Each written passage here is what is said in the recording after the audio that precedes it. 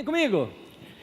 Tema de hoje: a culpa, o sofrimento e o socorro. A culpa, o sofrimento e o socorro. Existe dentro de nós algo que a gente sempre quer explicar o porquê estamos sofrendo. E isso vem de algo que foi uma doutrinação na nossa geração sobre um pensamento que é abundante no meio da igreja, nos pregadores, mas existe também no meio secular, nos coaches da vida, nas empresas e tudo mais, que é a ideia do plantar e colher. Ah, mas a Bíblia não fala do plantar e colher? Fala. Olha o contexto que a Bíblia fala. A Bíblia mostra, Paulo está recolhendo ofertas no meio da igreja para ajudar os pobres e os necessitados lá de uma outra região, está recolhendo com o pessoal da Grécia para ajudar lá um pessoal da Judéia, e ele, tratando sobre isso, ele fala, quem planta pouco, colhe pouco, ou seja, quem está plantando generosidade vai colher algo bom, e isso é bíblico. Agora, o que nós fizemos com um texto assim? Nós invertemos. Você está colhendo algo, é porque você plantou. Espera lá, espera um pouquinho só, pensa comigo aqui. Aí nós podemos enfrentar uma situação em que você, de repente, não fez algo errado, não, uma situação social, crítica, econômica, nacional, mundial, ou até familiar, ou até um acidente, ou algo parecido, você está colhendo algo ruim, e alguém chega para você e fala, você plantou alguma coisa ruim.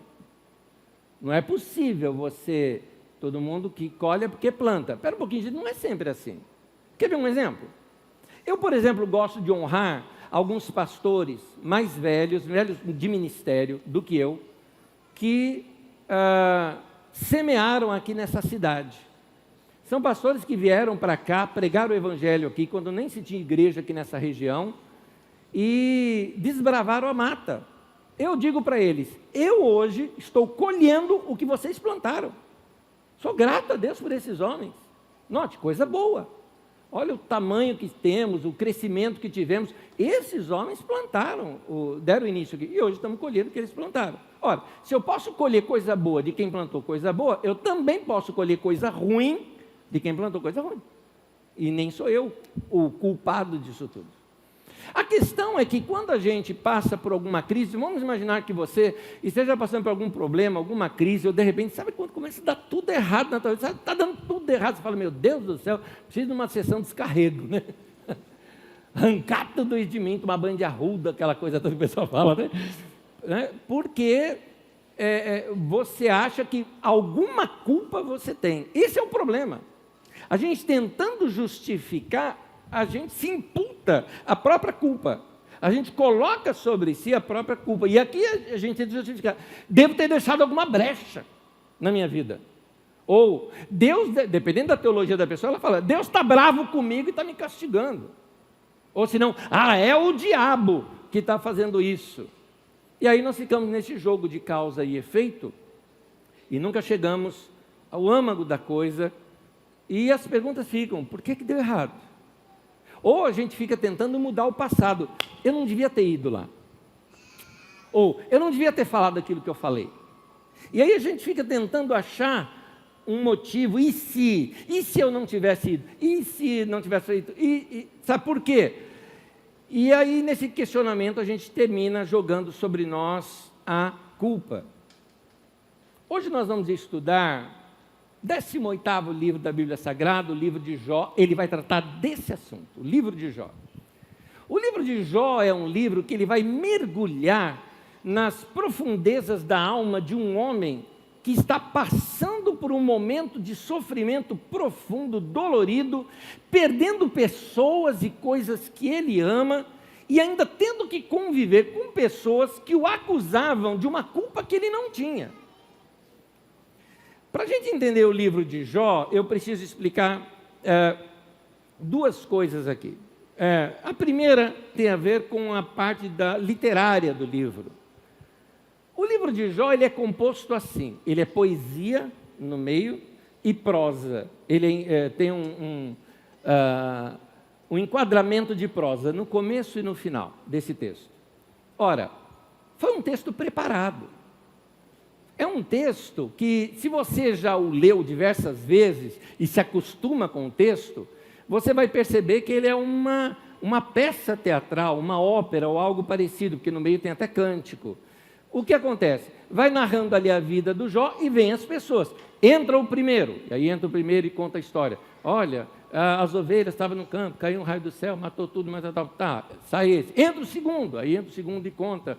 Olha, vieram ladrões e assaltaram lá e mataram todo mundo, só eu sobrei, vim aqui para te contar. Tá. Aí vai contando, ele vai trazendo uma trama. E aí depois nessa trama tem os 3 amigos de Jó que chegam e aí os seus grandes sermões e discursos em cada um daqueles. E depois vem a conclusão. Deus responde àqueles 3, Deus responde ao Jó, responde àqueles 3 e fecha o ensino. É isso. O livro é bem embolado dessa maneira. E por que ele foi escrito dessa maneira? Aí é que está o caso. Quando a gente situa um livro no momento histórico em que ele foi escrito, muda bastante o nosso pensamento. Eu vou ampliar aqui um pouquinho, até porque eu estou aqui diante de alguns pastores, depois vocês me julgam das minhas heresias aqui, viu? Gente, eu estou pregando dentro do cara que foi o meu pastor, o que eu vou fazer aqui agora, né? Pastor, vamos lá. Me aguentou quando eu era adolescente. Citei você no primeiro culto, depois eu conto aqui no segundo também, viu? Citei você aqui. Vamos lá. Quando a gente estuda um livro da Bíblia Sagrada, quando a gente consegue situar o livro no momento em que ele foi escrito, a gente compreende melhor o porquê que aquele texto foi escrito. Então, as pessoas normalmente gostam de ir pelo básico. Por exemplo, quem escreveu Gênesis? Foi Moisés. Gente, se fosse Moisés, nós não veríamos algumas questões nos livros. Por exemplo, no livro de Gênesis tem um momento que diz assim, porque naquele tempo ainda não havia reis em Israel. Ou seja, quem escreveu o livro já sabia que havia tido reis em Israel. E no tempo de Moisés isso não existia. Então não poderia ter sido Moisés escrito isso. Pode ser um acréscimo futuro ou pode simplesmente ser que o texto foi escrito num outro momento. Um exemplo. Os rios lá do Éden, tinha um que saía para a direção da Assíria. Bom, quem escreveu já conhecia a Assíria. E o Império Assírio, o forte dele, é em torno de 850 antes de Cristo, tempo bem posterior ao de Moisés. Então, por aí a gente percebe. Então, costumam dizer assim, foi Moisés que escreveu Jó. Por que dizem isso? Por causa da época. E é uma época bem anterior, na verdade, a Moisés. Eu vou colocar aqui uma linha do tempo que a gente estuda no nosso Didaquê, que é de terça-feira à noite, nossos estudos bíblicos. E nessa linha do tempo, presta atenção naquela preta que está ali no meio, que são os hebreus. Eu começo a história dos hebreus a partir de Abraão ali, nessa linha do tempo. A história de Jó está narrando uma época anterior a essa, mais ou menos 2000 antes de Cristo ou antes da Era Comum. Por quê? No texto de Jó, aqueles invasores eram povos nômades dos sabeus e dos caldeus. E os sabeus e os caldeus tiveram como povos nômades em 2000 antes de Cristo. Ora, se a narrativa diz isso, que teve uma invasão de sabeus ou caldeus, nós sabemos, Jó está situado ali. Então a história de Jó é contada nesse tempo. Só que não foi nesse tempo em que ele foi escrito. O texto está dizendo assim, num tempo muito, muito distante, seria mais ou menos isso. Vamos seguir a linhazinha preta, mostra para a gente a próxima tela, a linha continua, aquela nação de Israel se torna nação, tem a confederação das 12 tribos, tem o reinado de Davi e Salomão, Saul, Davi e Salomão, o reino se divide, Judá, o reino do sul, vai até aquele ponto onde a Babilônia invade Jerusalém e leva o povo para o cativeiro babilônico ou para o exílio babilônico. É lá no exílio babilônico que eles escrevem esse texto de Jó. Por que razão? Vamos agora aqui pegar. Agora nós vamos entender o porquê esse livro foi escrito dessa maneira. O livro de Jó é um livro de sabedoria. E esses livros sapienciais, eles não vêm para te dar resposta. Algumas vezes eles são para não te dar resposta, ou seja, para não concluir o assunto, para que você fique pensando, meditando sobre aquilo e possa, assim, adquirir mais profundidade naqueles assuntos. O livro de Jó é um desses livros. No livro de Jó, por que eles escrevem nesse tempo? O povo judeu havia sido invadido por uma nação maior, capturado os que sobraram de guerra, levados, desterrados, do seu lugar, levados para uma outra terra e ter que começar uma vida completamente nova, debaixo de muita dificuldade num outro lugar. E por causa disso, agora surgiam aquelas perguntas: por que tudo isso está acontecendo comigo? Alguns deles poderiam dizer: sim, eu não fiz nada. Como assim, Anésio? O povo pecou. Peraí, o povo pecou? Vamos pensar num menino de 15 anos de idade. Um menino que está lá vivendo com a tua família, a família é legal, vive lá em Jerusalém, tem uma vida estável, porque Jerusalém é uma das cidades mais ricas que havia daquela região é a mais rica. Aí ele vê um exército enorme vindo, invadindo, destruindo tudo, matando, quem sabe matou até pai ou mãe, ou sobrou algumas pessoas. Ele é levado para um exílio na Babilônia, uma outra terra, uma outra língua, uma outra cultura. Lá tem que se virar para comer, para sobreviver. Provavelmente muitos deles se tornaram mão de obra barata, eles não eram escravos na Babilônia, mas tinham talvez aquele sistema de corveia, que se chama, ou seja, você trabalha por um dinheiro irrisório, por algo irrisório que só para você se alimentar. E aí ele está naquela miséria toda e fica fazendo a pergunta: o que eu fiz? Porque na ideia da teologia e do pensamento da época é o seguinte: se isso está acontecendo, é porque você plantou. Se você está colhendo, é porque algo errado você fez. Ele fica: o que eu fiz? Quem explica melhor isso é num outro texto também desse período, no texto de Lamentações de Jeremias, que o texto diz assim, Lamentações de Jeremias 5:7, diz: nossos pais pecaram e já não existem, e nós recebemos o castigo pelos seus pecados. Quem pecou? Foram a liderança, foram decisões dos reis, foram os líderes da religião que não ouviram os profetas, ou a corte que não ouviu a palavra dos profetas. Aqueles adolescentes, rapazes, moças, jovens, não tinham nada a ver com isso. Não eram eles que decidiram. Vamos lá, se você hoje morasse, vamos lá, num país que, como a Rússia, por exemplo, vou nem colocar a Ucrânia que está sendo atacada, mas como a Rússia, por exemplo. E aí você vê, olha, não tem dinheiro para isso, está faltando coisa no mercado, tudo mais, porque tem um embargo do mundo inteiro contra nós, porque o meu presidente lá decidiu fazer guerra. Eu não concordo, ele não decidiu nada daquilo, mas vai sofrer. Os governadores decidem e o povo é que paga, os presidentes decidem e o povo é que paga. Essa conta tem desde aquele tempo até hoje. É isso aqui que eu estou querendo mostrar. Então, porque a gente às vezes tem mania de falar: não, esse povo pecou, por isso foi levado em cativeiro. Quem pecou foi a liderança. Boa parte do povo não tinha escolha. É o que diz o texto: meus pais pecaram e já até morreram, e eu que estou pagando pato por causa disso. Ora, aí fica aquelas perguntas: e agora? Deus não está vendo tudo isso? Onde é que está Deus nisso tudo? Quem é o culpado? Então, se algum dia você, vamos trazer para o lado pessoal agora, você já se fez essa pergunta? Talvez porque um tempo atrás você estava até melhor, vamos colocar a vida financeira, que é mais fácil da gente sentir, mais rápido da gente sentir efeitos. Você estava numa situação melhor, hoje está difícil, ou desempregado, ou quem sabe lutando, algumas situações ruins. Daqui a pouco você pegou aí uma doença, até foi livre dela, mas tem sequelas. E aí vem aquela questão: onde é que você abriu a porta? O que você fez? Ou se culpando: o que eu fiz? Essa situação, para esse momento, que o livro de Jó foi escrito. Então, esse belíssimo texto que vai refletir a alma humana de um homem que não errou, porque o texto apresenta isso dele, estou indo pelo texto, e que começa a ser acusado de alguma coisa a ser feita. Você vai ver isso no texto comigo. Vamos começar na abertura de tudo. Jó capítulo 1, versículo 1, começa assim: na terra de Uz vivia um homem chamado Jó. Era homem íntegro e justo. Então abre aqui as cortinas já dizendo isso para nós pelo narrador. Ele era íntegro e justo, temia Deus e evitava fazer o mal. Fomos apresentados a Jó. Até Deus testifica disso depois dele, falando: Jó é irrepreensível, ou seja, não tem nada o que dizer de errado do Jó. A gente sabe isso do Jó. Ok. E aqui a história começa. Lá no tempo antigo, lá na terra de Uz, né?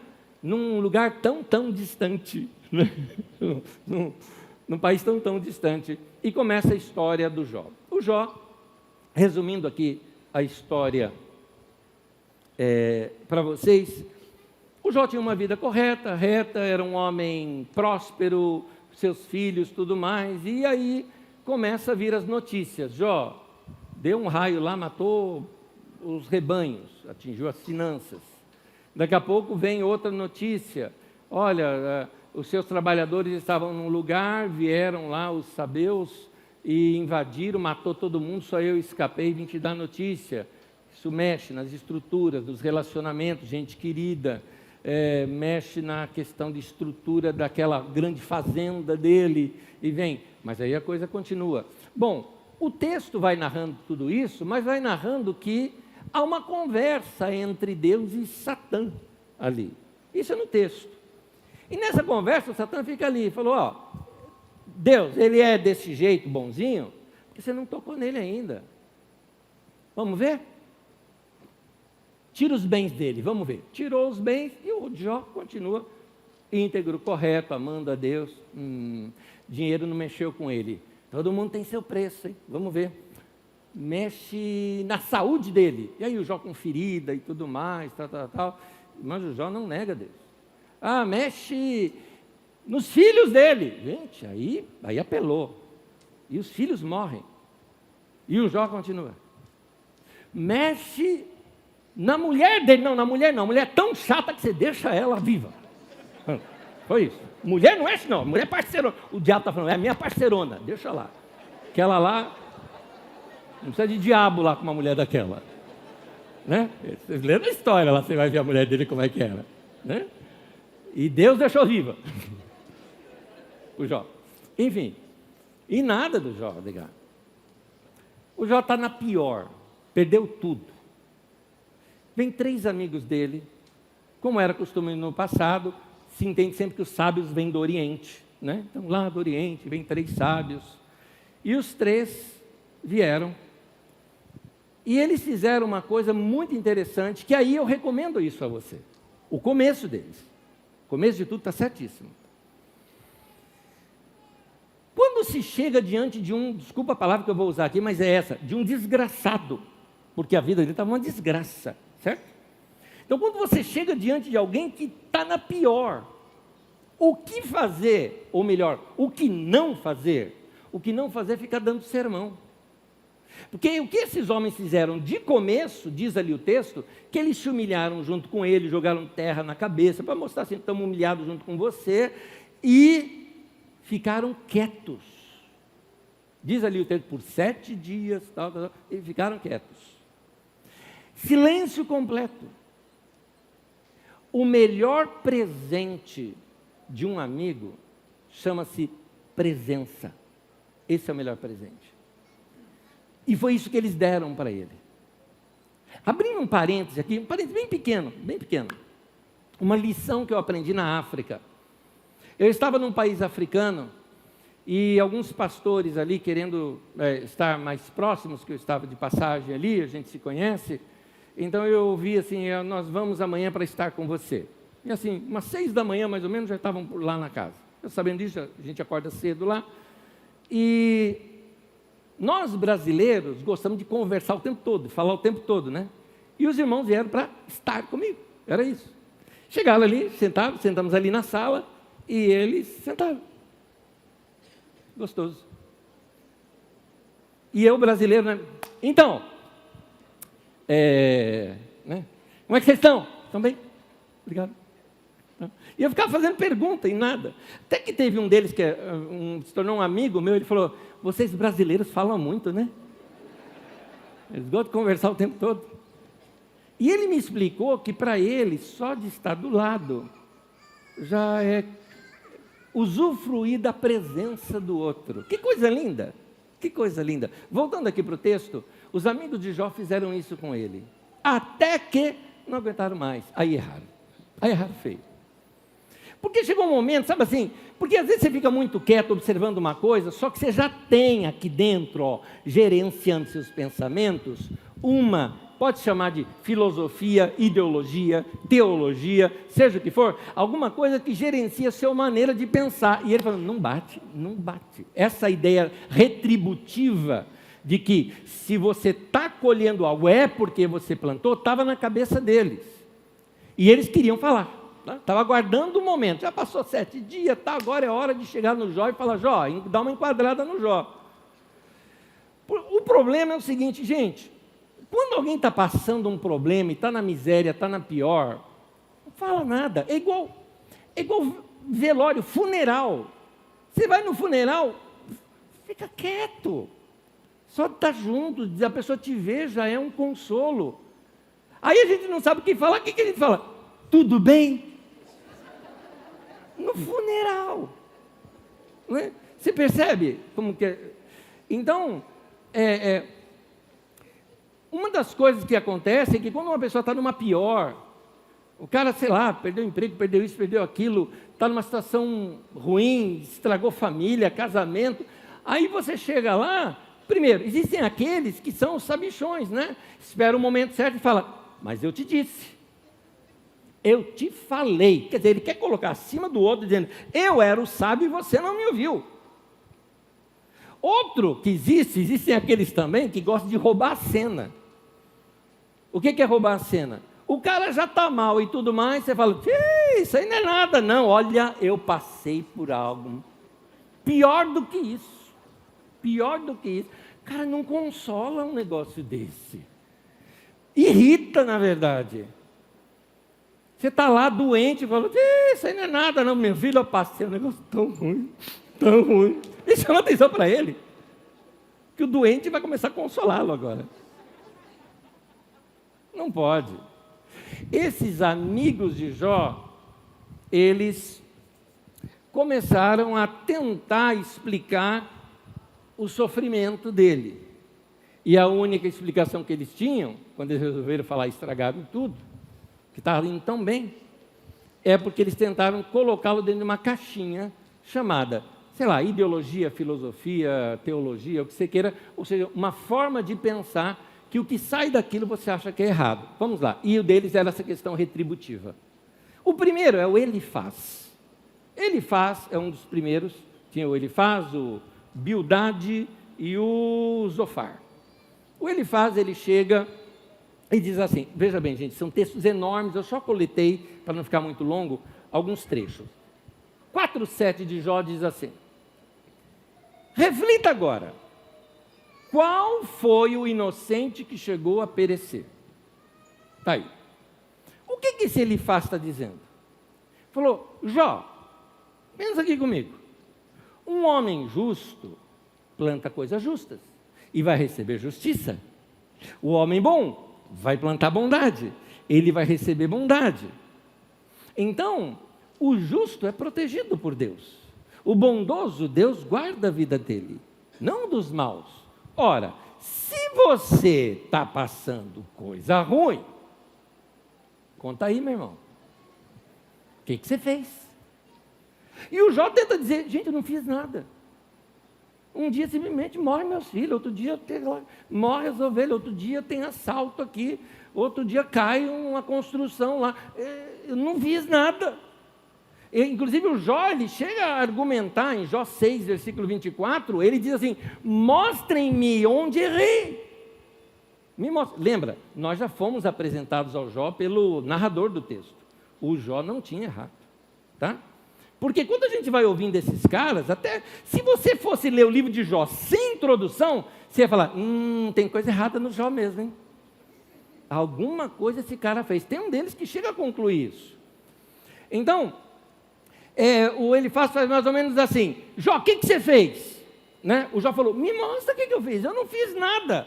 A resposta deve ser mais ou menos assim, não sei, você é que deve saber. A culpa é sua. Se você está sofrendo, é porque você fez algo errado. Gente, está cheio de discípulo de Elifaz até hoje, por aí, dizendo essas mesmas coisas. Para gente que pensa assim, se a sua vida está uma desgraça, ou se você está passando por alguns infortúnios na vida, é porque você está recebendo o que você merece. É mais ou menos aquela frase que o pessoal gosta de usar. Não, Deus é amor, mas Deus também é justiça. Tem que babar aqui do lado para dizer. Já percebeu? Entra o Bildade na jogada, o segundo amigo lá. O Bildade, em Jó 8, versículo 3, diz assim: acaso Deus torce a justiça? Será que o Todo-Poderoso torce o que é direito? Dentro do contexto, eu só recortei, fiz um recorte aqui, não é? Para não ler o texto inteiro.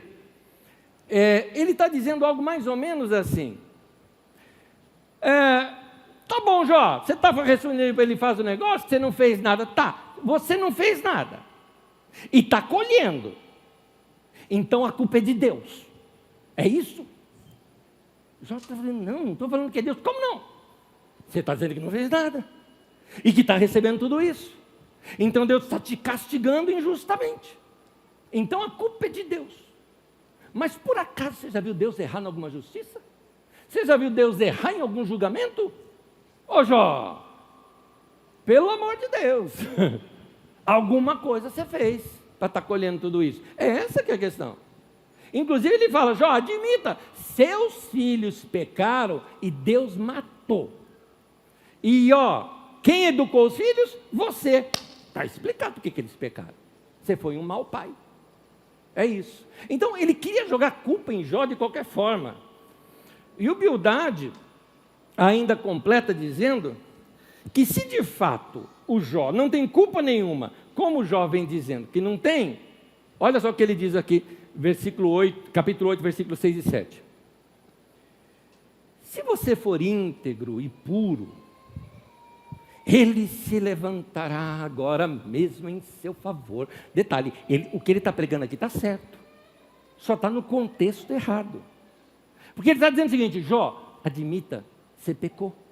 Mas Jó, se você se arrepender, confessar para Deus, você for íntegro e puro, Ele mesmo vai agir em seu favor, restabelecerá no lugar, por justiça que cabe, a justiça que cabe a você.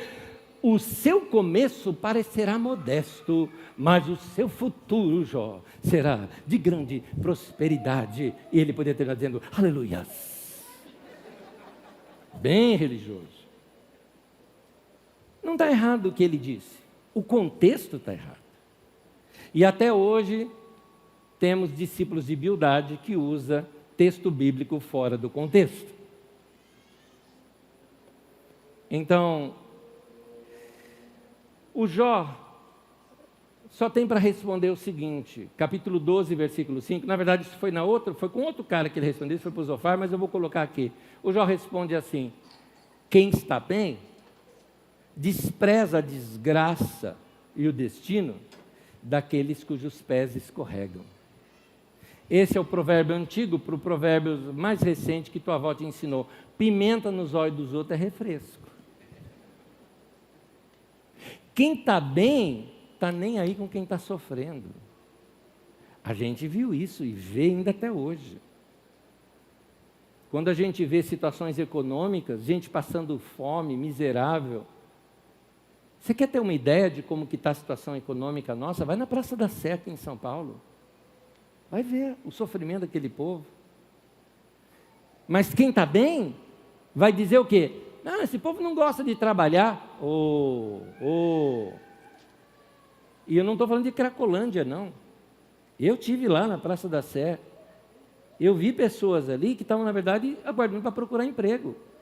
Morando em barraca, no centro de São Paulo, esperando uma oportunidade de emprego, trocadinho, pronto, que se alguém chegar com algum emprego, um bico ele vai fazer. Não está viciado em droga, não está com família, com filho, tudo lá.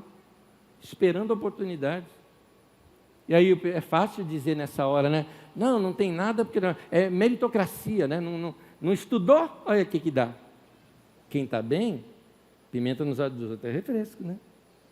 Então, é essa ideia de plantar e colher no mau sentido, ou colher e plantar, colher aquilo que plantou, que está sendo consertado aqui. Porque, olha só, quando chega o terceiro amigo do Jó. O terceiro amigo do Jó, ele já chega com os dois pés no peito. Primeiro ele chega brigando com os amigos dele. Ele falou, vocês são muito fracos de argumento. Ninguém vai calar esse tagarela? O Jó está dobrando vocês aí na sabedoria. Era uma guerra, agora a guerra virou ideológica. Agora, o cara sofrendo com dor no coração, dor de saudade, dor de perda, dor de doença e tal, e os caras querendo argumentar, ganhando argumentação. Você nota que quando a gente está envolto em, de novo eu vou usar a expressão, seja uma ideologia, uma filosofia ou uma teologia, isso pode cegar a gente para a realidade da outra pessoa? Era esse o caso do Zofar. E o Zofar já chega dizendo assim, Jó 11, versículo 7, o 10 e o 11 diz, você consegue, ô Jó, perscrutar os mistérios de Deus? Pode sondar os limites do Todo-Poderoso?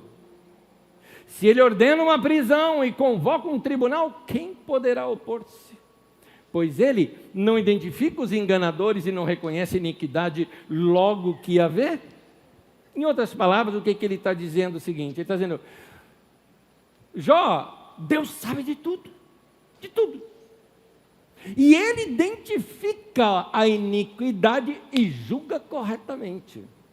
Portanto, Jó, você está dizendo o seguinte, eu não fiz nada, a gente não tem nada também para te acusar, porque a gente não viu nada. Mas Deus viu. Deus viu e Deus vai julgar. Aliás, Deus está te julgando. Seria isso a posição do Zofar. Seria, Jó, você está no que você está por causa do teu erro. Tanto que ele prega para o Jó, se você consagrar o seu coração, se você se afastar a mão do pecado, a pregação está certa, mas está errada para o cara que ele está identificando. Em outras palavras, assim, teu sofrimento, Jó, tem uma causa, e Deus sabe qual é, por isso você está sendo julgado. Seria isso. Gente, o que acontece aqui? Vamos pegar primeiro o primeiro público que teve acesso ao livro do Jó. Aquele público que está se culpando. Erramos, pecamos. Nossa nação foi destruída. Estamos na miséria. Viramos como que escravos, escória. Porque nós erramos. E vem aqui essa palavra, quase como uma profecia para eles, dizendo, calma gente. Havia um homem, lá no passado, que aconteceu isso com ele.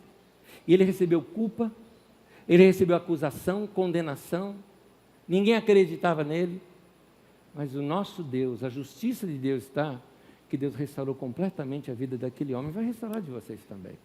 Era uma palavra de esperança que estava trazendo ali para eles. E também ensinando algo novo. Vamos mudar o nosso modo de pensar, estava errado. O nosso modo de pensar, em outras palavras ali para os judeus, a nossa teologia está errada. Porque a gente acha que tudo tem causa e efeito. Tudo tem a ver com a que a gente chama de doutrina retributiva. Deixa eu abrir um parênteses aqui, não está nem na minha mensagem isso, mas deixa eu explicar a doutrina retributiva para vocês em dois lances. A primeira é essa que você está ouvindo eu falar o tempo todo. Eu plantei, eu colhi. Ou seja, se eu estou colhendo, é porque eu plantei. Tá? Essa é uma. Mas existe outra também. A outra que você negocia com Deus. Ou seja, eu dei algo para Deus, Deus tem que me dar também. É doutrina retributiva. Então, eu vou fazer sacrifícios para Deus, porque Deus vai me entregar algo. É doutrina retributiva. E aqui ele está dizendo, esquece isso, não é assim não. Não é. Porque tem algo que esse povo não conhecia aqui do passado. Eles não conheciam, primeiro, eles não entendiam o acaso. Já eu falo sobre isso. Mas o principal, eles também não entendiam a graça. Eles não entendiam a graça de Deus. Eles não entendiam que tragédia pode acontecer com qualquer um. E eles não entendiam também que a graça de Deus também pode alcançar qualquer um. Porque quando a ideologia de uma pessoa se torna maior do que o seu amor ao ser humano, ele se torna carrasco do outro. Quer um exemplo prático disso? Eu te falo. Eu me lembro um irmão na nossa comunidade, sofreu um acidente, ele com a filhinha dirigindo o carro, óleo na pista, tombou o carro, perda total no automóvel, eles não sofreram lesões nenhuma, graças a Deus por isso. Mas o carro, que era o único bem dele, perda total e ele não tinha seguro. Em outras palavras, danou-se tudo, financeiramente falando. Ok. Narrando isso para uma pessoa, primeira pergunta da pessoa, ele era dizimista?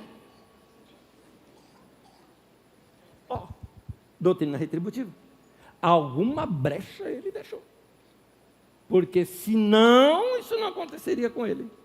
Esse é o pensamento.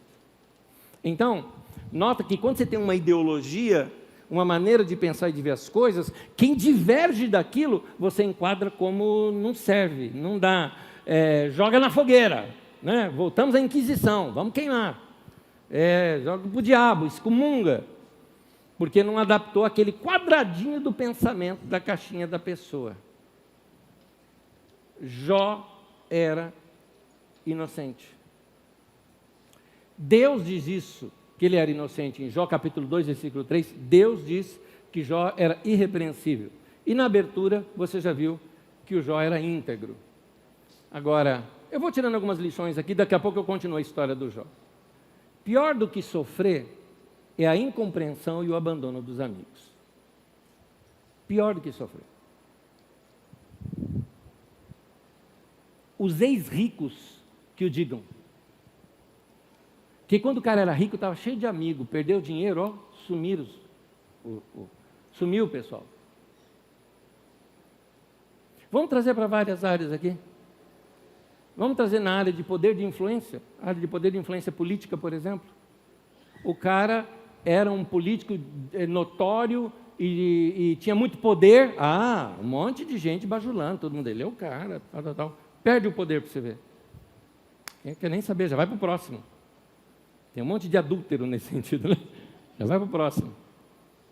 E eu tenho muita compaixão aqui de pastores que saem do ministério.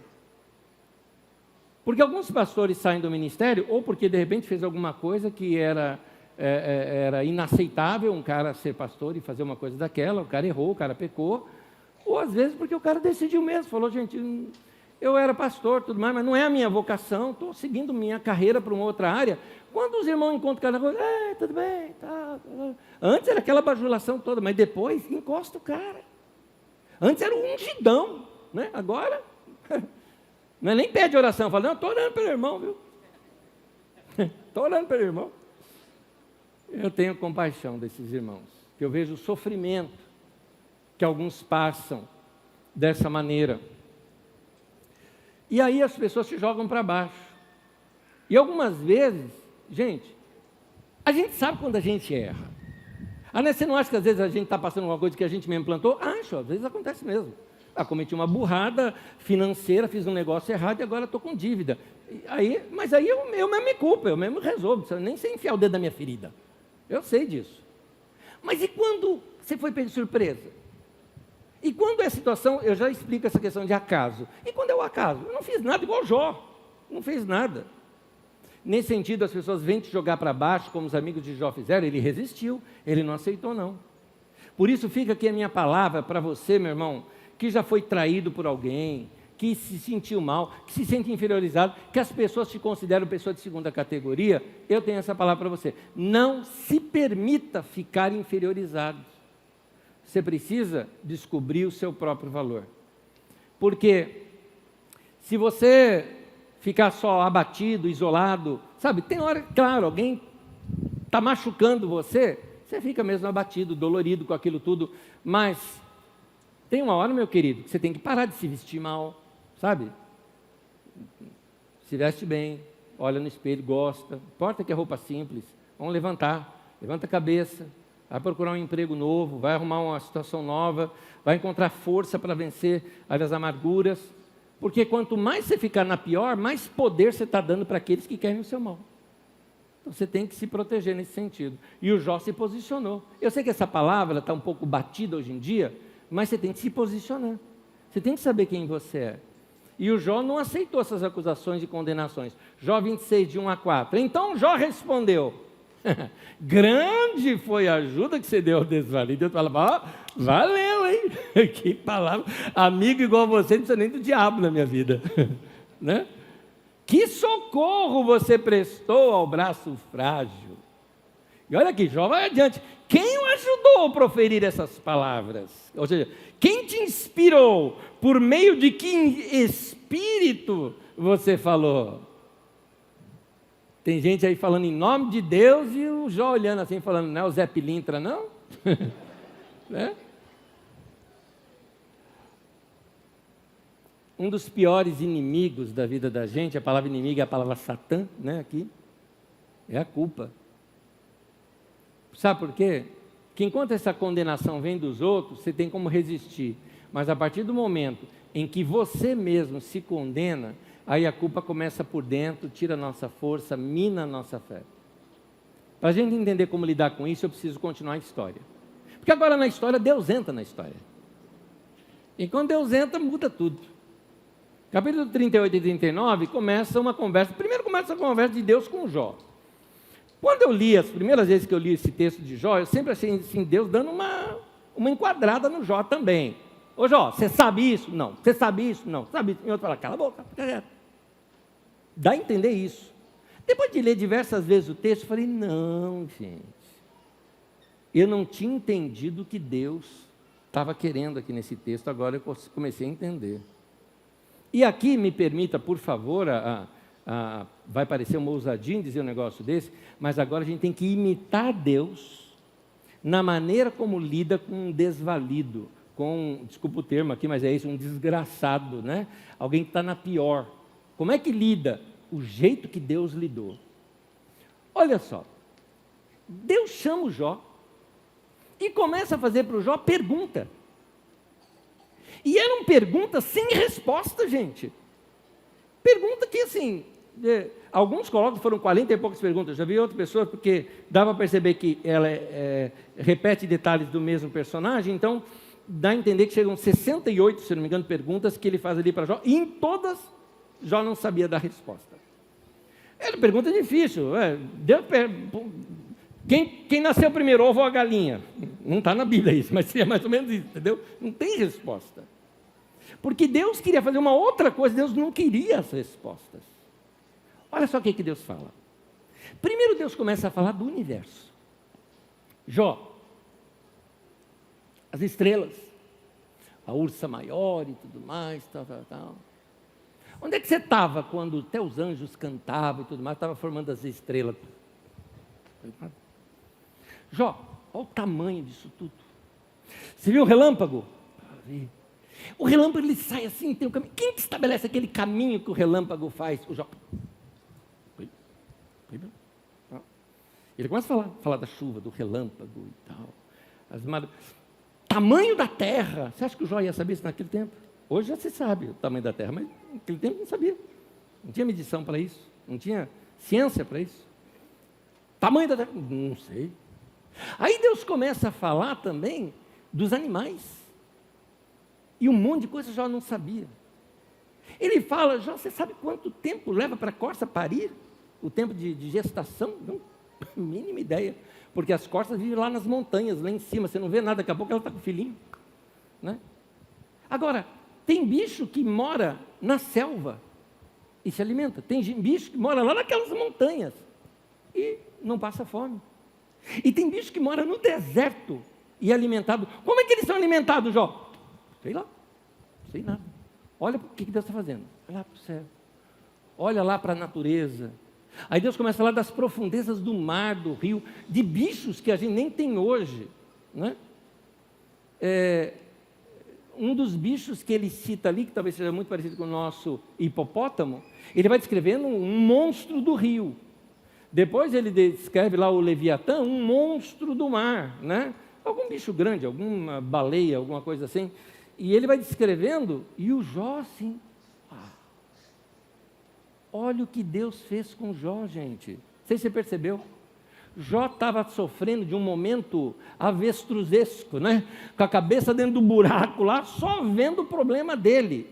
Novamente, gente, a avestruz não faz isso, só aparece em desenho, tá? Tá bom? Lá no desenho do coiote. Naquele lá que tem. Mas voltando. Depois explica para elas, tá? Que desenho que é esse, que é do nosso tempo. Não é delas não, tá? O tio explica ali. Então, tem um momento em que Jó está ali, só vendo o seu problema e a sua situação. Deus faz isso aqui, ó. Jó. Olha a estrela, Jó. Olha o universo. Jó, as montanhas. Jó, os mares. Jó, olha isso, olha aquilo. Deus tira a mente de Jó de pensar só no problema, só no mundinho dele, e expande a mente do Jó, para começar a enxergar coisas diferentes daquela que ele estava passando. Conversando com Jó, Deus faz com que ele pare de enxergar só o seu mundinho e passe a ver um universo muito maior de possibilidades de mudança. Jó, você não tem a mínima ideia como aquele bicho que mora no deserto se alimenta, mas eu sei. Você não tem a mínima ideia como que as estrelas surgiram e passam no céu, eu sei. Você acha que eu sei tudo isso, não sei como resolver teu problema, Jó?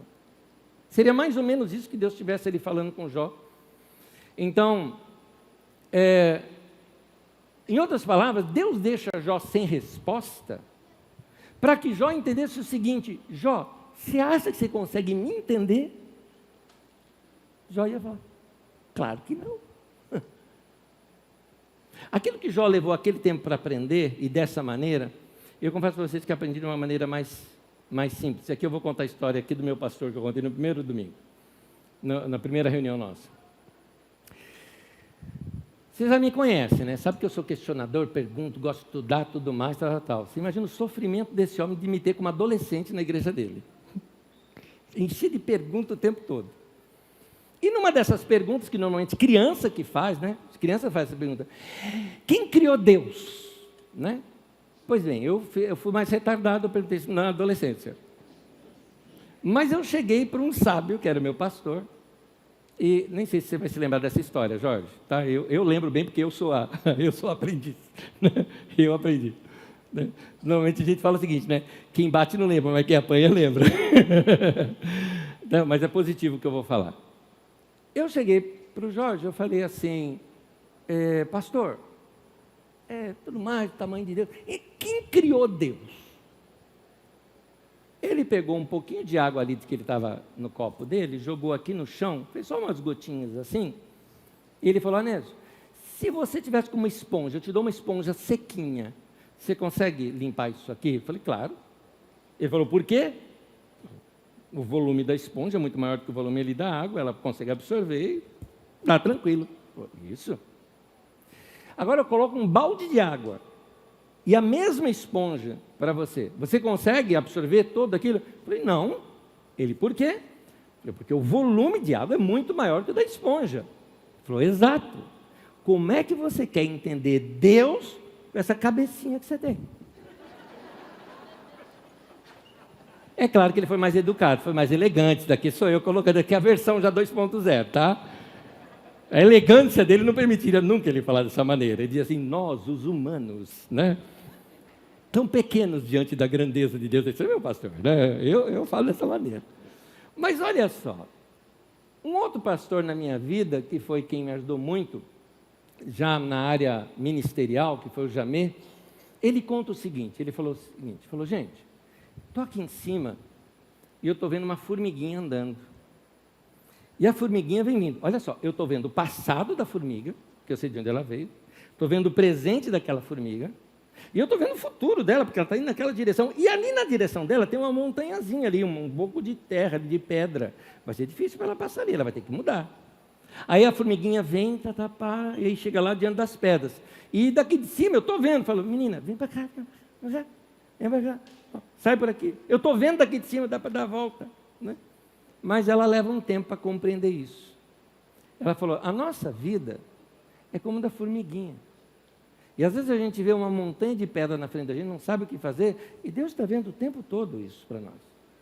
A mente de Deus, a compreensão de Deus, o tamanho de Deus, a grandeza de Deus é imensamente maior do que a nossa. Então, é aqui que vamos para o final da história ali do Jó, de algumas maneiras. Primeiro, que não podia passar batido é o seguinte, né? E essa parte da história, ou da peça teatral, eu amo. É o momento em que Deus chega assim, Elifaz, Bildade, Zofar, vocês três, já para a diretoria. Deus chamou os três aqui e falou, vem cá, vamos conversar. Sendo sincero com vocês, eu não queria que Deus passasse batido com esses caras. Eu não queria. Né? Você fala, aí pastor, justiça. Né? Não, eu queria ver. O que ia dar isso aqui? Olha só, Jó capítulo 42, versículo 7, Deus chama o primeiro deles, né, que é o Elifaz, para falar com todos, e diz assim, o Senhor disse também a Elifaz de Temã, estou indignado com você e com seus dois amigos, pois vocês não falaram o que é certo a meu respeito, como fez meu servo Jó. O que ele está dizendo? Deus estava indignado com os amigos de Jó, e ele está dizendo o seguinte, eu não sou esse Deus que vocês pintaram para o Jó, eu não sou esse cara. Eu não estou batendo em ninguém que está sofrendo, não. Eles não entendiam a graça de Deus, não entendiam nada disso.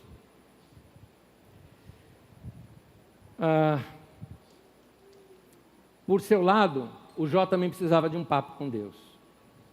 Afinal de contas, apesar de ele estar sofrendo, o problema do Jó era outro, que aqui eu coloco numa frase, pior do que sofrer é tentar explicar o sofrimento. É difícil. E o Jó estava insistindo nisso. Gente, suma do porquê que Jó passou isso. Não tem explicação. Essa que é a lição. O que está acontecendo aqui é que tem sofrimento que não se tem explicação, que está acima da nossa compreensão. Um texto que alguns exegetas colocam como sendo um texto muito posterior a Salomão, sendo um texto desse período histórico, ou seja, alguém escrevendo como se fosse Salomão, que é o texto de Eclesiastes. O texto de Eclesiastes tem uma frase ali que a gente não gosta muito de ler, mas ele é muito realista. O livro de Eclesiastes, capítulo 9, diz assim, o tempo e o acaso afetam a todos. A gente não gosta de ouvir isso, mas é verdade. Não tenta explicar o sofrimento. Também não arruma uma culpa para tentar justificar o sofrimento. Tira da sua cartilha a teologia ou a teoria da retribuição. Se colheu é porque plantou. Tira isso. Porque tem coisa na vida que é acaso, é desgraça. É o que diz lá o texto de Lamentações. Foram os meus pais que pecaram e nem estão vivos mais e eu estou colhendo. Tem uma crise mundial. Aí você fala, fui mandado embora, foi o diabo. Meu irmão, sim. 7 bilhões de pessoas no mundo, o diabo não é onipresente, ele foi direto em você, olhou aqui no Brasil, olhou aqui, Carapicuíba, falou, vou pegar esse cara, mandar ele embora. Eu acho que é um pouquinho diferente disso, está uma crise mundial, econômica, vai rodando, vai sobrando, vai estourar onde? No ponto mais fraco da corda, que é do trabalhador. É vítima. Às vezes a gente não... O que eu fiz? Talvez você não tenha feito nada. Tira essa culpa de você. Se fez, pede perdão, se acerta com Deus. Mas se não fez, meu querido, não estou mandando você engolir. Eu vou te mostrar o que fazer. Que foi o que Jó fez. Porque pior do que sofrer é se penitenciar com sentimento de culpa. É querer arrumar uma desculpa e falar, não, eu tenho que pagar pelo que eu fiz. Não tem que pagar nada. Não, eu tenho que compensar o meu erro. Não tem que compensar erro. Meu querido, ainda mais nós que estamos nessa época chamada época da graça de Deus, onde nós estamos depois da obra da cruz de Jesus. Deixe-me pregar o evangelho puro e simples para você. Meu querido, minha querida, a humanidade se afastou de Deus e assim todos pecaram e destituídos estão da glória de Deus. Portanto, nós estamos colhendo muita coisa que vou ter que brigar lá com Adão por causa disso tudo que nós estamos colhendo. No entanto, o que fazer diante disso? Correr para Jesus, meu irmão. Corre para Jesus. Porque Deus fez uma coisa, Ele amou o mundo, a mim e a você, de tal maneira que Ele mandou o seu Filho para morrer na cruz no nosso lugar. E lá naquela cruz, Ele derramou o sangue do seu próprio Filho para pagar e para providenciar o perdão dos pecados meus e teus. E tem mais, no livro de Colossenses também completa, de que Ele levou sobre si todas as nossas maldições.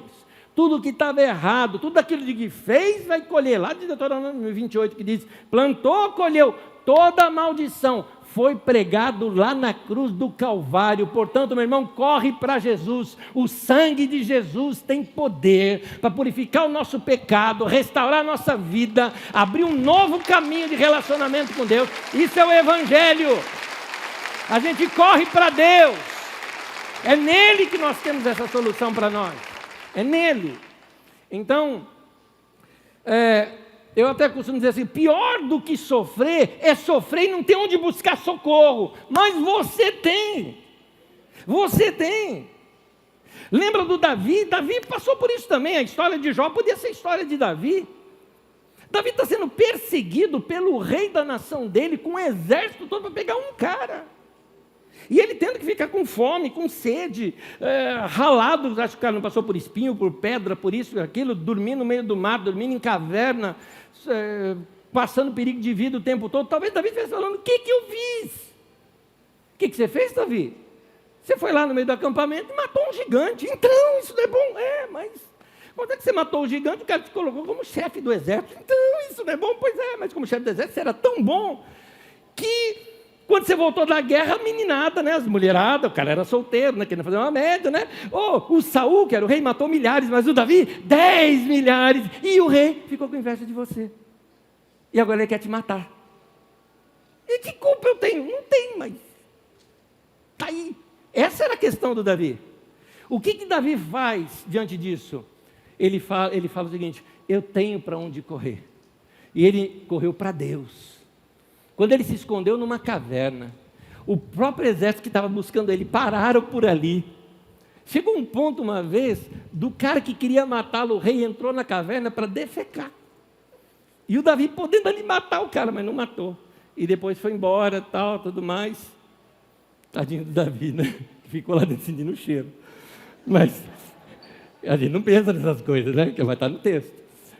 Aí o Davi passa por tudo isso. Mas ele fala, meu refúgio não era caverna, minha rocha não era caverna, era Deus. Olha aqui o Salmo 46, Deus é o nosso refúgio e fortaleza, socorro bem presente na hora da angústia. Portanto, não temeremos, ainda que a terra se transtorne, que os montes se abalem no seio dos mares, que tenha aí uma terceira guerra mundial, ainda que as águas tumultuem e espumejem, ainda que as economias estraguem no mundo inteiro, na fúria os montes se estremeçam, aquelas nações que a gente achava que ia defender, as situações que iam resolver, há um rio, cujas correntes das águas alegram a cidade de Deus, o santuário das moradas do Altíssimo, ou seja, há um refrigério que vem de Deus, o Senhor dos exércitos está conosco, o Deus de Jacó é o nosso refúgio, aleluia, aleluia. No meio do tumulto tem o rio de Deus que passa, que ajuda. Salmo 121, versículo 1 e 2. De onde me virá o socorro? Diz Davi, o meu socorro vem do Senhor. Amém, amém. O último texto que eu quero ler com vocês, vou pedir para você acompanhar em pé comigo. Na verdade são dois rapidinho, que é o fechamento da história do Jó. Não podemos deixar sem fechar. Jó 42, diz assim, no versículo 10 em diante. Depois que Jó orou pelos seus amigos, que coisa, o cara era santo mesmo, né? Ainda orou pelos camaradas lá. Depois que o Jó orou pelos seus amigos, o Senhor o tornou novamente próspero e lhe deu em dobro tudo o que tinha antes. O texto vai narrando os bens, até as filhas que nasceram, que eram lindíssimas. E ele continua: o Senhor abençoou o final da vida de Jó mais do que o início. Versículo 12. Versículo 16 em diante. Depois disso, Jó viveu 140 anos e viu seus filhos e os descendentes deles até a 4ª geração, bisavô Jó. Então morreu, em idade muito avançada. Mas o sumo da história não está aí. Onde que aconteceu a mudança de tudo? Jó declara isso no versículo 5 do capítulo 42. Senhor, antes eu te conhecia de ouvir falar, mas agora meus olhos te veem. Apesar de tudo aquilo, Jó ainda fala: eu não conhecia o Senhor como eu conheço hoje. Alguns de vocês, talvez, estão precisando dessa renovação de experiência com Deus. Não, pastor, meu avô era homem de Deus, minha mãe é mulher de Deus, mas Deus não tem neto nem bisneto, filho. Deus só tem filho. Você precisa conhecer Deus. Você precisa de uma experiência pessoal com Deus. Você precisa ir abrir o coração para Deus e falar: Deus, me ensina teus caminhos, tua vida, eu quero te experimentar. Eu não quero andar na fé do meu pai, da minha mãe, do meu marido, da minha esposa. Eu quero ter experiência com o Senhor. E às vezes a gente se relaciona com Deus só de ouvir falar. Não, o Deus está parecendo aqueles homens do Antigo Testamento, o Deus dos nossos pais, né? É o Deus do meu pastor, o Deus daquele irmão, aquela minha tia, benção, Deus dela. Não, teu Deus. Seja assim na nossa vida. Amém? Eu vou fazer algo aqui, eu ia encerrar, mas eu vou fazer algo aqui. Feche teus olhos um instantinho só. E eu queria te falar uma coisa. Se você nunca na tua vida tomou uma decisão de falar: Deus, a partir de agora, eu sempre ouvi falar do Senhor, mas a partir de agora, eu abro o meu coração para o Senhor. Eu estou te dando a chave da minha vida, para o Senhor governar a minha vida. A partir de agora, eu te entrego o meu coração. E eu entendo que minha única salvação é Jesus. E eu te entrego completamente a minha vida a partir de agora. Se você nunca fez essa oração, eu queria que você, aí no teu lugar, fizesse uma oração rápida junto comigo agora, dizendo: Senhor, eu te dou a minha vida. Eu te recebo como meu Senhor e o dono da minha vida. Eu não quero que o Senhor seja só meu Deus de ouvir falar. Eu quero um Deus pessoal. Eu quero me relacionar com o Senhor como meu Pai. Em nome de Jesus eu me entrego. Amém? Eu vou perguntar uma coisa aqui. Quem de todo o coração agora abriu sua vida para Jesus e falou: olha, eu posso ter frequentado igreja já há tanto tempo, mas hoje foi o dia da minha decisão por Jesus. Levanta a tua mão. Quero te abençoar. Deus te abençoe. Deus te abençoe. Aleluia. Deus te abençoe. Deus te abençoe. Lá também. Deus te abençoe. Deus te abençoe. Bênção na tua vida. Amém. Você também. Deus te abençoe. Deus te abençoe. Lá atrás. Deus te abençoe. Deus te abençoe. Deus fez algo com você nesse momento. Deus fez algo com você nesse momento. Sabe como é que a Bíblia descreve isso? A Bíblia descreve como se a gente tivesse... É claro, não é tempo de informática a Bíblia, né? Então é livro escrito. É como se Deus chegasse lá para o anjo agora e falasse: anjo, qual que é teu nome, meu irmão? Alberto. Escreve aí, anjo. Alberto. Lá na Carisma, lá em Osasco. Ó. Pode colocar. Divide Carapicuíba. Pode colocar aí. Bem-vindo à família de Deus. Bem-vindos.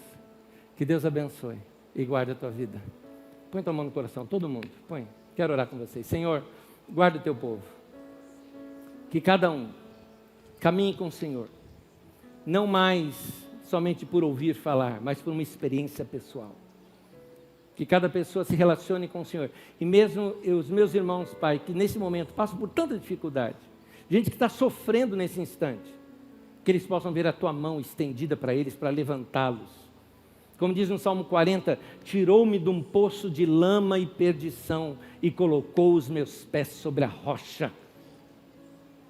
Guarda a vida do teu povo, ó Deus. Levanta o teu povo, ó Deus. Levanta o abatido, o oprimido. Fortalece o teu povo. Eu te peço, Pai, em nome de Jesus. Amém e amém. Uma semana maravilhosa para vocês. Deus abençoe. Até domingo que vem. Deus abençoe cada um de vocês. Paz.